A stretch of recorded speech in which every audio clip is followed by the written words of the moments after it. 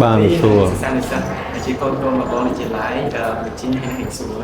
chứ ngày nay đây xa đây trong cái chủ đồ ăn bị chế bán cái khác là trong sông ăn nhà sụp thiên xua ngon sụp lúa thì bay búa nằm bay trong cái chuyện họ nóng từ là cái sốt này mình sẽ đi món con phô của này.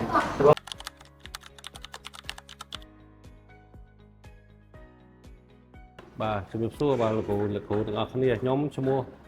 នួនសំបេមកពីខាងភូមិអូយ៉ាហេងបាទខ្ញុំមួយថ្ងៃមានកូនរៀននៅសាលាអ៊ីសិន3នាក់ទី1សំបេមិញជីងថ្នាក់ទី11ទី2សំបេហេងសួរថ្នាក់ទី8និងចុងក្រោយសំបេជុនឡាយរៀនថ្នាក់ទី6នៅសាលារៀនអ៊ីសិនទាំង3នាក់បាទ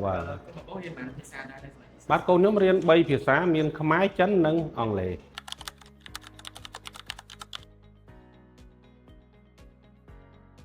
បាទពួកមិញគាត់មករៀននៅសាលាអ៊ីសិនប្រហែលជា3-4ឆ្នាំហើយកូនខ្ញុំបាទដូរពីនោះមករៀននេះរហូត3-4ឆ្នាំហើយបាទយូរដែរ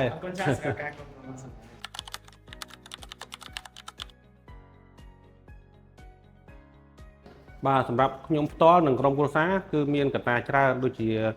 ខ្ញុំមើលឃើញថាសាលាអ៊ីសិនមាន3ភាសាគឺខ្មែរចិននិងភាសាអង់គ្លេសប៉ុន្តែឲ្យពាក់ព័ន្ធនឹងការគ្រប់គ្រងក្នុងសាលាក៏មានលក្ខណៈល្អការបរិញ្ញាបត្រក៏មានស្តង់ដារនិងគ្រូដែលគាត់បរិញ្ញាបត្រហ្នឹងក៏មានកម្រិតខ្ពស់អញ្ចឹងបាទខ្ញុំផ្ដោតអារម្មណ៍ឲ្យគាត់រៀននៅសាលារៀននេះសិនទៅ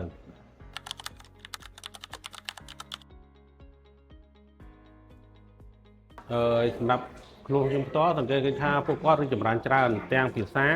ទាំងចំណេះដឹងនិងទាំងអិរិយាបថអញ្ចឹងមានថាសាលាគាត់ផ្ដោតខ្លាំងទៅលើភាសានិងគុណភាពនិងអិរិយាបថរបស់សិស្សអញ្ចឹងគាត់មានការរីកចម្រើនច្រើនដូចជាការនិយាយចិននិយាយភាសាអង់គ្លេសពួកគាត់អាចនិយាយបានច្រើនហើយការរៀននៅក្នុងថ្នាក់រៀនអីក៏ដោយគឺគាត់ក៏បានច្រើនដែរនិយាយទៅចំណេះដឹងរបស់គាត់គឺបានច្រើនល្អគួរសមដែលយើងអាចទទួលយកបាននិយាយទៅ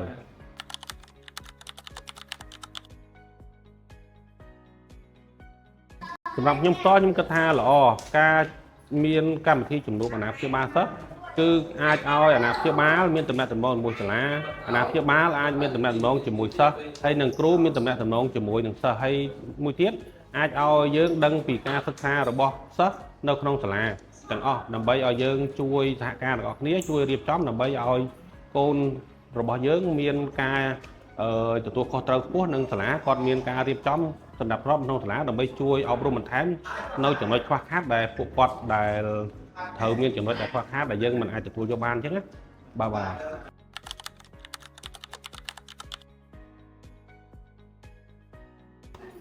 ាទសម្រាប់ខ្ញុំផ្ទាល់ខ្ញុំភាគច្រើនតែងតែណែនាំច្រើនសម្រាប់អាណាព្យាបាលដែលគាត់សួរនាំ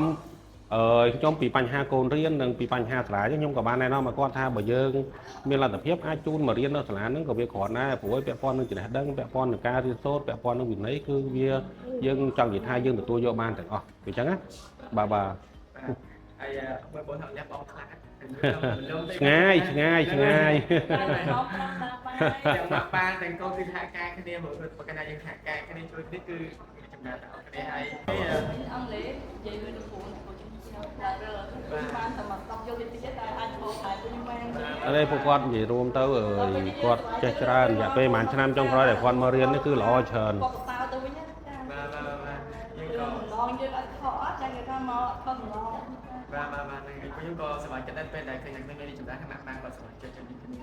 ការសាលានឹងបន្តការខំប្រឹងប្រែងជួយដល់សិស្សទៀតឥឡូវអត់សុំអីទៀមទាច្រើនគ្រូសុំឲ្យកូនប្រឹងរៀនដើម្បី